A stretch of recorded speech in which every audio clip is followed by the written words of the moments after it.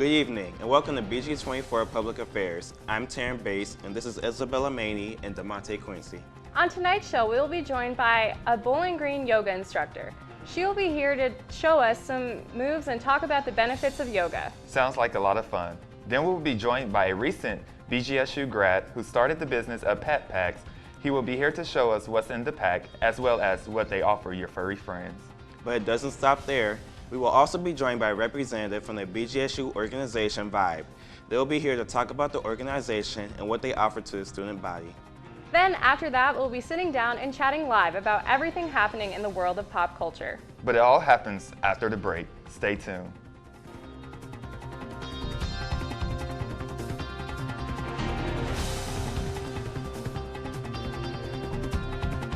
Welcome back to Public Affairs. College can be a stressful journey. Many students find themselves trying to find new ways to release that stress. One way they can do that on campus is yoga. Here today is Emily Matthews, a yoga instructor from the BGSU Student Recreation Center. Great to have you here, Emily. Thank you for having me. So are you a student or a grad? I am. I'm a junior here at BGSU. Okay, so what is yoga you like? Well, the definition of yoga is the connection between your body, your mind, and your spirit. So that can mean a couple different things to different people, but it's a physical practice as well as learning how to use different breathing techniques to help you focus, to increase your balance, to reduce stress levels, all sorts of different things that you can do with it. So how often do you teach yoga classes at the rec? Here at the rec, I teach Thursday mornings, I teach Saturday, and I teach Sunday. There's also another yoga teacher, her name's Kelsey, and she teaches, I believe, Mondays, Tuesdays, and Fridays. Okay, so you're here today to show us yoga. I'm ready. Change. Awesome. Shorts. Wonderful. All right, so we're going to start with the foundational posture, and standing foundational posture. So you can stand up nice and tall. We call this mountain pose, or Tadasana in Sanskrit, which is the language that we use in yoga a lot. So you can stand up nice and tall, make your feet parallel. I feel like I'm pigeon-toed, so I cannot straighten up my legs. And that is okay. Work with it instead of against it. So stand up really tall, make your legs really strong. Okay. And then you're going to tuck the tailbone a little bit, so make the core really strong. Roll your shoulders up and back, and your hands are open forward. Good. Okay. You can stand up nice and tall, reach your head up towards the sky. Good. So now, just take a second and notice how strong and how sturdy you feel here, and how much different Tadasana, or mountain pose, is than just kind of standing here and hanging out. Yeah. So yoga can also help to increase your, posture, to benefit, help you stand up nice and tall.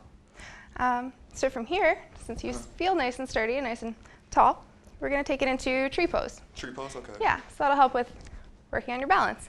So start to shift more of your weight into the right side, and bring your hands to your hips when you get a second. Just a second. Yeah, no worries.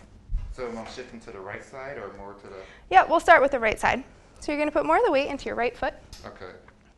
And then, with your hands on your hips, you can bring your left foot to your right ankle. Left foot to right ankle? Yep, perfect. Now, stand up nice and tall. And if you feel good here, you can start to bring your foot up a little bit higher. Oh, I don't know if I can keep my balance. And that's perfectly fine. If this is your tree today, that's wonderful. If you want to keep your toes on the ground, that's perfect too. Okay. Now your hands can stay here, or you can bring them straight up towards the sky. Okay, I don't want to knock you over. Let me just scoot over a little bit. Yeah, no worries.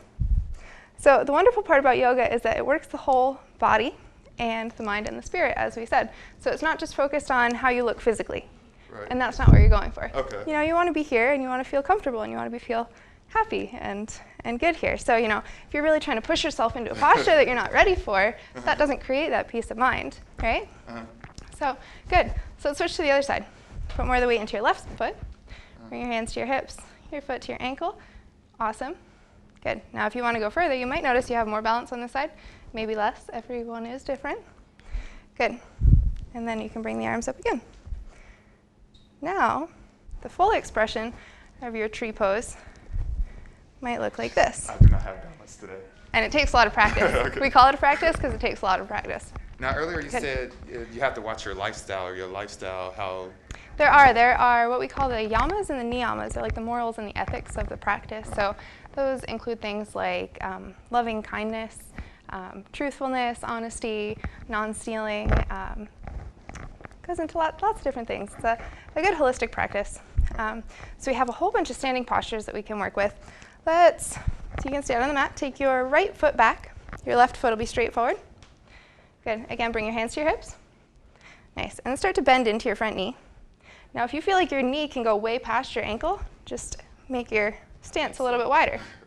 Good. What you're looking for is a 90-degree angle. So your knee is right over your ankle. Okay. Perfect. You can bring your hands to your heart if you feel good here. And you can reach up really tall. Now, how's my posture like in the back? Because I just feel like, I don't know, I just feel like every time I do lunges or something. See, like yeah.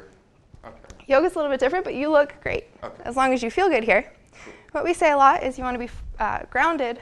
So from the belly button down, feel really nice and strong. Okay. And then from the belly button up, you're lifted, reaching up towards the sky. Good. And then you can bring the arms down, straighten the leg, bring it back. Okay. We call that warrior one. We'll do it on the other side too. So bring the other foot forward this time. Make sure your hips are squared forward. Start to bend into the front knee.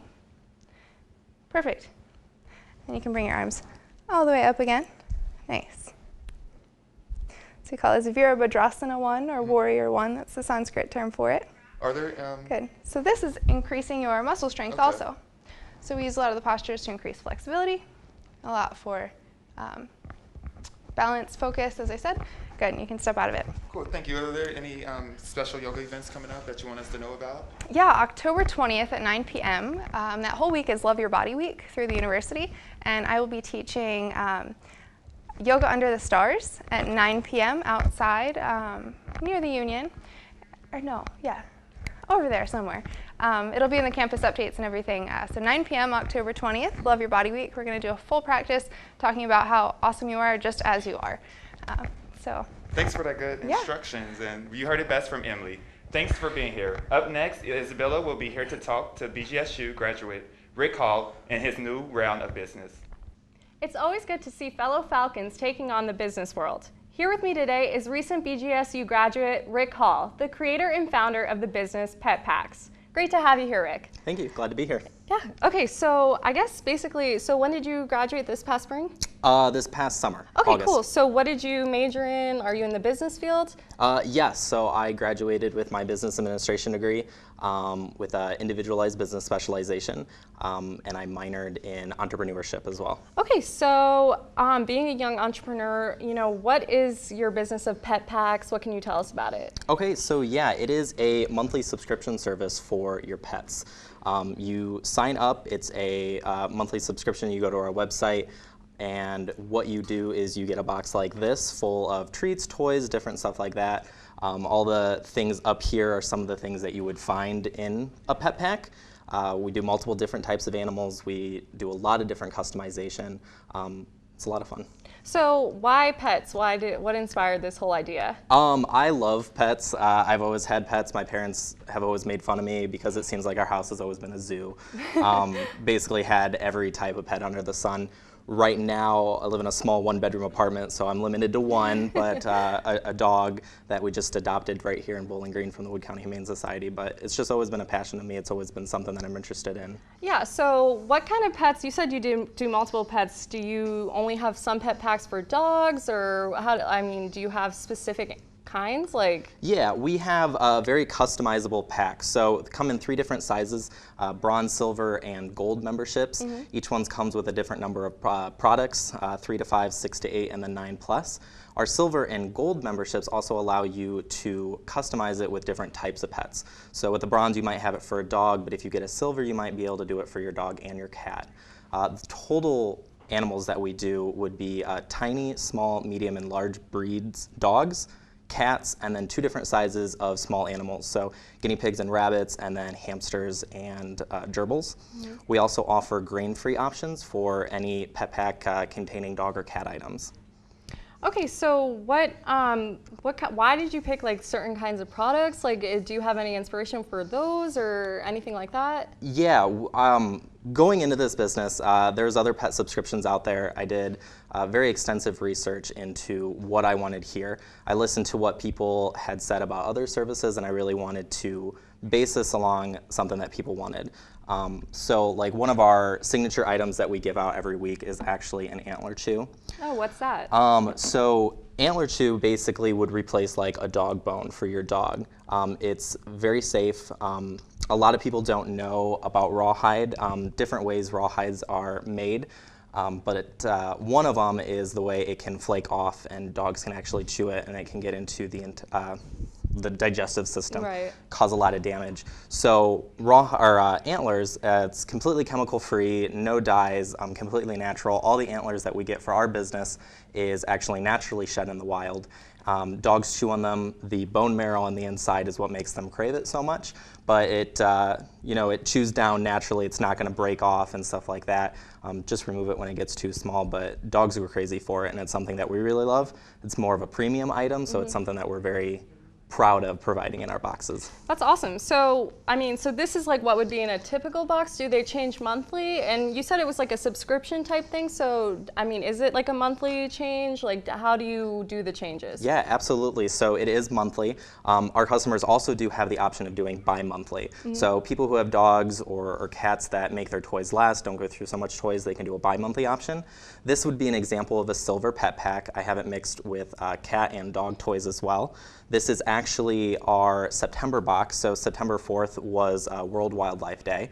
So all of our plush toys here between cats and dogs are actually based on different endangered species. So we have like a rhino, a monkey, the sea turtle, I think the seahorse up there. So we do try to do different themes. This month we've actually just mailed out our Halloween boxes, Oh, that's which was awesome. really fun. A lot of different toys and stuff like that aimed towards Halloween. So they do change month to month. The products change month to month. We try to do a theme if we can. Okay, so really quickly, how can people, get a pet pack? Absolutely. Go to www.petpacks.com. It's right here on the box. Packs spelled P-A-K-Z. Yeah.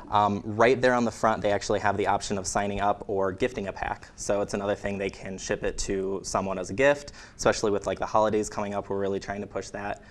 They can also donate one to an animal shelter. So if they want to buy one, they can actually buy it and we can send it to a local animal shelter of their choice. All right, that's awesome. Well, thank you so much for joining us tonight, Rick. Be sure to purchase a pet pack for the furry love of your life. Stay tuned because when we come back, Taryn will be sitting down with a representative from the BGSU organization Vibe. Welcome back. Are you a student looking for a place to develop your musical and creative talents? Vibe is a new organization on campus where students can collaborate and work on their skills in music, dance, poetry, and media. Here to talk about more is BGSU student and Vibe representative Ashley Renee. Great to have you here. Hi, nice to meet you. Nice to meet you. So first, tell me a little about yourself and how Vibe was created. Well, when I was growing up, I always struggled with confidence. And then in 7th grade, I started playing in the band with the flute, and then I moved on to keyboard, and then I moved on to guitar later on in high school. And I felt like it really helped me to communicate with the people around me, with my family, make more friends, and really help me build confidence, because I felt like if I could conquer the stage, then I could conquer anything else in my life. And I wanted to give that confidence and cultivate that in other people. So, that was my inspiration for it. So what is Vibe all about, and how did you come up with the name of the org? Well, Vibe it's like a support group for artists. It doesn't matter what you do. All of us are coming together, and I feel like no matter what stage you're in, whether you're consider yourself an amateur, if you consider yourself a professional, I feel like God has given us gifts. We have our own specialties, and you may not see that in yourself, but someone else is going to see that in you. And we all have something to give, and we all have something to learn from each other, no matter what stage we're in. So just being able to learn and teach each other and support each other and encourage each other, and to also, collaborate and make different things, and also to use our gifts to go out and uplift the community, go to places like Brookdale, the senior citizen home, and uplifting other students on campus. So yeah, that's what it's about. How is Vibe different from other organizations that incorporate music, poetry, and dance? Vibe really focuses on conscious music, because I know when you look out into the world, what is it that we're taking into our minds? Like, what are we touching? What are we letting touch our spirits? There's too much negativity in the world, and I feel like we focus on speaking truth, whether it doesn't always have to be super happy all the time, but as long as it tells your story and it helps somebody think about, the world in a different way, I think that's what makes it different. Mm-hmm. And what goes on during a Vibe meeting? Well, we focus on having conversations about media culture, and we watch different videos and we discuss different elements about it, and is it helpful, what don't we like about it, how can we make something that's better. And we also do jam sessions, and right now we're preparing for a collaboration with Not in Our Town. Oh, that's cool. Well, speaking of Not in Our Town, do you have any events coming up besides that one? I do want to go out and do the community service, like I said, go out and uplift the people at the nursing home, and also the Not in Our Town, focusing on individualism and diversity and empowerment. So. And how can students get involved with Vibe?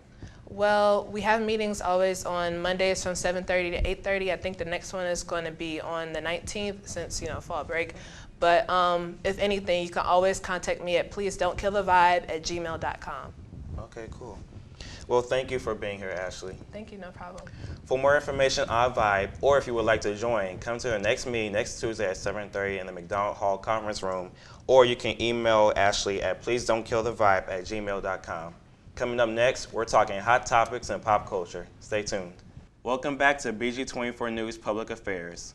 This past week, the Kardashian-Jenner family announced on social media that the women of their family will be on the November cover of Cosmopolitan magazine.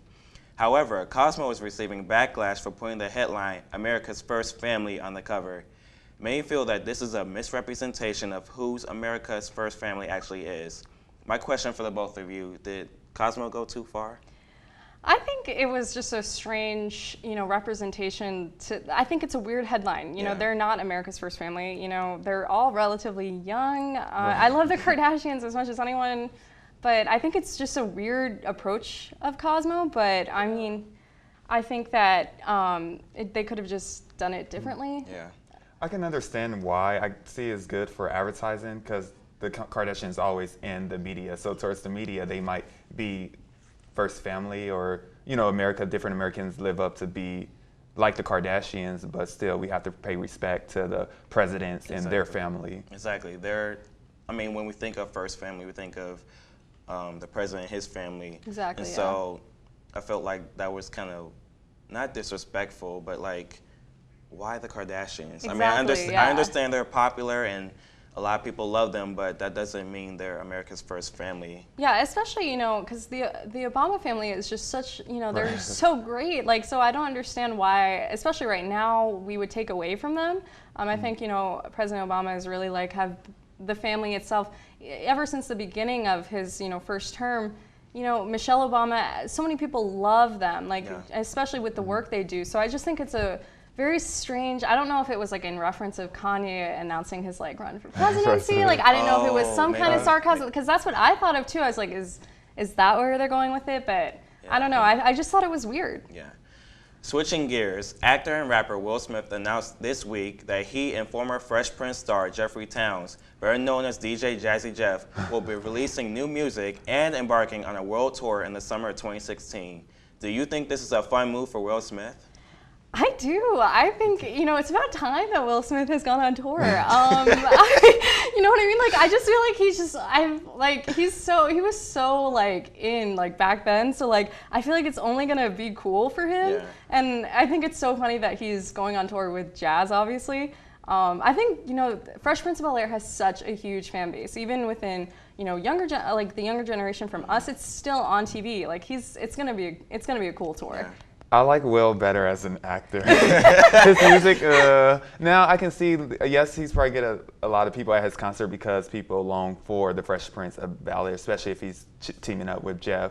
But I want him to stick to acting because I don't know about his rap skills. I think a lot of people forget the legacy of the Fresh Prince and DJ Jazzy Jeff. Exactly. They were pioneers in the 80s in hip hop, and I'm glad to see them working together again. No, yeah, definitely.